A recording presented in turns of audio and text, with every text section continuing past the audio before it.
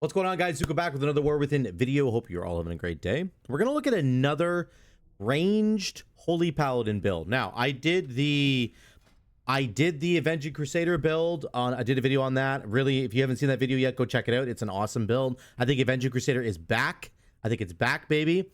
I wanted to also see if there's like a ranged build that we can do for people who really just enjoy doing that. I know there's a lot of people out there, healers, who don't really want to like go into a Mythic Plus environment and do damage. I understand that. I'm not really one of those people. Let me be honest. I enjoy doing as much damage as I can as a healer, but I understand lots of people don't. So let's explore that. And we're going to see if there's a build here that I think can work for like ranged Holy Paladin players who really want to do that kind of style where you're just standing back and just throwing bombs at your allies. And it just totally gets them back to like full health from like a couple of spell casts. And there is a way to do that. Let me show you the build here. We're going to do like a Lightsmith variation. I think you could do a Dawnlight Herald of the Sun version, but let's go like full support mode and go Lightsmith where you're throwing armaments at people. This part doesn't really matter as much. We're going to focus on the spec tree. What have I done? Well, we're going into Tears Deliverance. Okay. You're going to take Tears Deliverance. You're going to get Inflorescence. We'll talk about this in a second. Holy Light, of course, with Hand of Divinity, and it's splashing to everybody with Resplendent Light. That's really going to be big. Awestruck, excuse me, is going to increase your critical healing of your Holy Light, which is really big. And then you've got talents like Tower of Radiance, which is going to give you Holy Power, which is fantastic because Inflorescence has now changed. This is really important. So Inflorescence used to give extra Holy Power. Sorry, Infusion has changed. Infusion used to give you extra Holy Power when you pressed your Holy Light. Now it increases the healing of Holy Light. My Holy Light now heals for 680,000. When I have an Infusion proc, Holy Light heals for 680,000. Okay? When I don't have an Infusion proc, it only heals for 270,000. It almost triples in its healing if I have an Infusion proc. That's disgusting. That's partially because I have Inflorescence. Inflorescence, instead of increasing the Holy Power it now generates, it now increases the healing that it does. So Holy Light's healing goes up by an additional 50%. So the baseline Infusion buff is, I'm not even sure exactly what it is now, but it's obviously going to buff that. I think it's about 100% it buffs it by, and then I think Inflorescence now takes that to 150%. So now you can really take these Holy Lights and just bomb your allies with them, and it's going to splash with Resplendent Light. If you get Hand of Divinity, it's even bigger. So if you have an Infusion proc, it's like a 670k heal with my current item level. 40% more with a Hand of Divinity means that every Holy Light's going to be like 1,000,000 healing, and then it's going to splash. On top of that, it's generating Holy Power, and it's going to make your Barrier of Faith bigger if you take this. If you put Barrier on somebody, and then you hit somebody for 1,000,000 healing with a Holy Light, that's going to go into your next Barrier of Faith and make that barrier even stronger. So that's some really cool synergy. And to me, if you combo this all together with cooldowns like Tears Deliverance and maybe Daybreak, you've kind of got yourself a ranged Holy Paladin build that might actually be able to do some crazy amounts of healing. So we're going to see in this dungeon, again, this is Priory of the Ancient Flame, Sacred Flame again. I'm going to try and stand back out of melee range sort of as much as I can and just do a bunch of healing with without pressing Crusader Strike, without using a melee wings. I'm going to try and hit Holy Light as much as I can and just get a feel kind of for what it's like. I'm going to skip around a little bit on this one because I don't want to be in here forever. Whoops, that just went down. I don't want to be in this dungeon forever with you guys. So we are going to skip around and we're going to see at different points where the big healing comes in. Let's go to 240. Just to see some moments here. So this moment right here, he kind of grabs like a little bit too much trash, more than I was thinking he was going to grab. But this is a great moment to really showcase this here. We can kind of step up and really show you kind of what this is able to do. So right now I'm casting Hand of Divinity. I'm doing 338,000 HPS right now. I'm going to hit a Holy Light right now. Watch this Holy Light. I go from 7.85 million total healing done to almost 10 million with one Holy Light on myself. And it just like gets me back to, you know, 3/4 of my max health. I have a Barrier of Faith on myself now too. So that barrier accumulated all of the healing. And now my barrier was keeping me at full health right there for a little bit. To be standing in there. I don't know what I was talking about there, but we get up to about 500k HPS here, which is pretty good. But you can see these kinds of moments right there. I ended up using Daybreak and Hand of Divinity and Tears Deliverance to kind of carry us through there. And then all the while I'm using the extra Lightsmith buffs I'm giving to my allies. Remember, every time I give my ally a shield or a sword, I get a shield or a sword as well. Or if I give one to myself, then it's going to go to somebody else as well. So yeah, we ended at about 540k there, which was really good. Solid amounts of healing there. Let's go to the 5-minute mark. We're setting up this pull here. This pull, once again, we've got our Tears Deliverance up, ready to go. So I cast Hand of Divinity right now because the tank is getting absolutely slammed. Remember, the healing that we get from our big holy lights also go into our beacon, and that's really important to remember as well.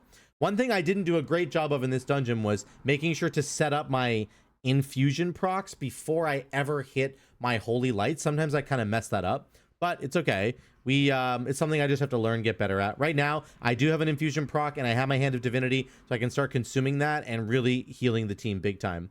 There's a Tears Deliverance. We could extend our Tears Deliverance as well if we need to. I didn't even take the extension talent. I could have taken the extension talent here. I went for Veneration instead. One thing that happens with Veneration is that if your Holy Light crits an ally when you're healing them, then it can give you a free proc on your Hammer of Wrath, and you can throw that Hammer of Wrath and heal everybody. To me, that kind of works with like a ranged Holy Paladin build. If you want to be throwing Judgments, throwing Hammer of Wraths whenever you get them, that's going to be healing people as well. But you could opt out of Veneration and instead take the extension on Tears Deliverance if you want to. That's perfectly fine. Now, we end up pulling the boss here before clearing the other side of the dungeon. But even then, this guy goes and pulls a bunch of other stuff with the boss. That was a disaster. Not a good idea. Not something he should have been doing. So we decide to clear the other side of the dungeon first before we get to the boss, which is good. I'm going to just go right to the Captain Dallycry boss fight because nothing else super significant happens before that moment. So let's go there. Here's Captain Dallycry. This is the first boss in the dungeon. He's quite dangerous. He's always going to have at least one ad with him, but you basically need to go clear both sides of the dungeon before you get to him so that those mini bosses don't join the fight and end up making your life like really miserable. He has a couple of really dangerous moves here. There's like a spear move that he throws at people that will go through the entire team. He does pierce armor on the tank. That's a stacking armor shred debuff, so the tank gets absolutely wrecked. There's the hurl spear right there. You can see it traveling through the air.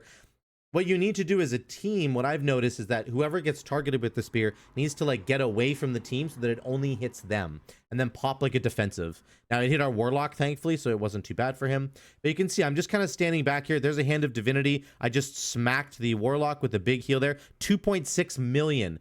2.6 million single target heal on that Warlock, and then it splashed with Resplendent Light and did like 120k, 213k, like really crazy how much healing that's doing, right? So if you have your infusion proc lined up, you can really make those holy lights do a crazy amount of healing. And I think genuinely there's a cool build going on here that could be great. It's probably better in like a raid scenario to have like a ranged healing style like this. I think it can work really well in that scenario. It's probably a little bit less important or less viable maybe in Mythic Plus because you do want to be contributing some damage if possible. But honestly, depending on what level of Mythic Plus you're doing, it really doesn't matter. Like I'm telling you, it really doesn't matter. You can just have a lot of fun doing this kind of a build where you're just fully supporting your team, throwing out buffs with your Lightsmith hero talent tree, and then just making sure everybody stays alive, like big time with these huge heals. This is another huge pull here. Lots of consecrations go down from the enemies. So this is a big holy light. I've got my Blessing of Sacrifice on somebody. I do have a Hammer of Wrath charge ready to go, but I wasn't really looking at it. Again, focused on holy light. There's a big holy light right there. 760, 720k HPS right now. Just bombing our friends, right? So this is what this can produce when you really do need the healing. Imagine if you had a little bit more haste, right? This would be way better. Imagine if you had more crit. This would be insane. Imagine a 700k holy light critting for 1.4 million and then splashing to your allies like consistently. That would be pretty bonkers, right? I think the amount of healing here is awesome, actually.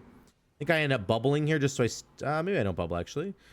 Oh, I end up doing that. I have no button, so I had to actually click my. That's really bad. Don't look at that. But I had to click my lay on hands because I don't have enough button space right now, unfortunately.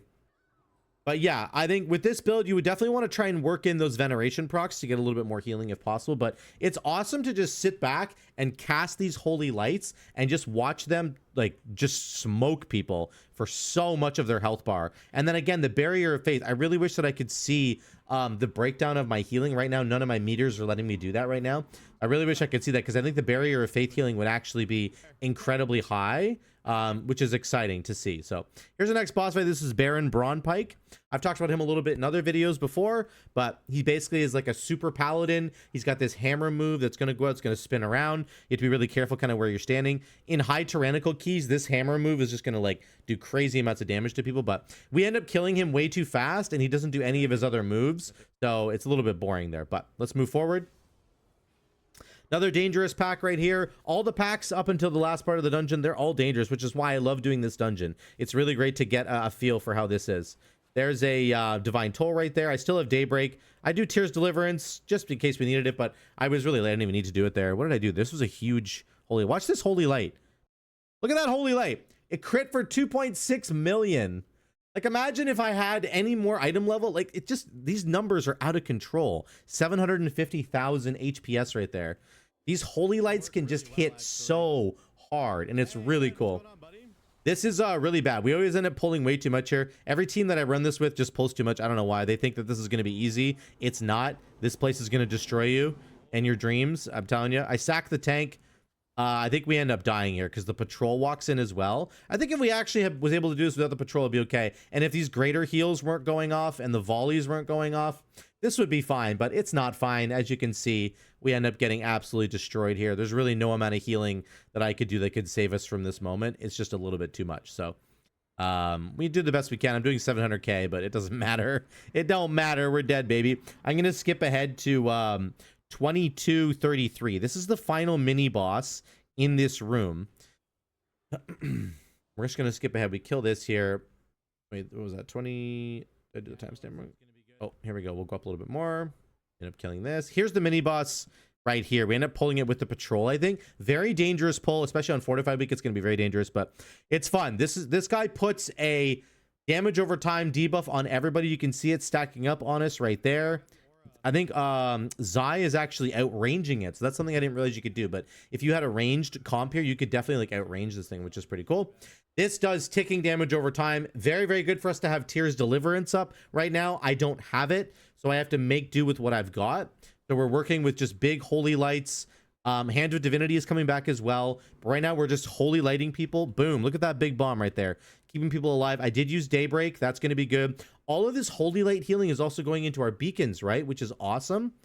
There, I just did Barrier of Faith on myself, and then I triple Holy Shocked myself. So my next barrier, when it refreshes, is going to be a little bit bigger, which is nice. Then I can get Tears Deliverance finally online here to help counteract all the damage that's coming through, and it's going to keep us safe. Going to sort of get us through. The Hand of Divinity as well is back. Then we're going to be extending Tears. If I had the Tears extension, I think you probably should run the extension on Tears Deliverance with this build. I think you're going to get a lot of value out of that. I didn't seem to get a... Yeah, I didn't seem to get a ton of value out of my venerations. I don't think I was paying attention to them very well. So I think for the future reference, with a range build like this, you definitely want that Tears Deliverance extension. It's a very, very strong talent. But I think like the bottom line that I'm thinking about here, guys, is that this build actually works. And I think in particular, because they've changed Infusion to now buff the healing of Holy Light rather than having it generate more holy power. We have enough holy power. That single change, I think, has really enabled this ranged build to perform really well. Like, I think it's super strong. These holy lights are hitting for crazy amounts right now. I think we actually end up dying here, right? Yeah. We end up redoing this because people just got caught on the bottom and they got meleeed by the This is actually really cool. You might, I'll just do the caveat here. You might want to use like a gate or a druid roar or a wind rush totem from a shaman. Those are going to be really important on this fight, actually, to get up to the final area before the mobs start auto attacking you and stuff, right? But the bottom line is, I think this build really works because of this infusion change. It's exciting to see that they've changed infusion and made it a lot more viable. These holy lights are hitting harder than I think any other healer spell that I've seen so far.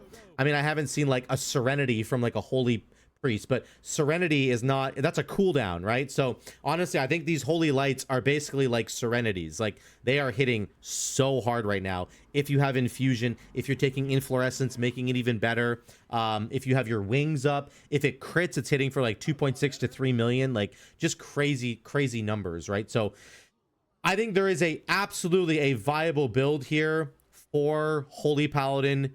This could be more of a raid thing, or if you really just enjoy doing a lot of healing and you don't want to have to do damage, this is probably a build that could work for you.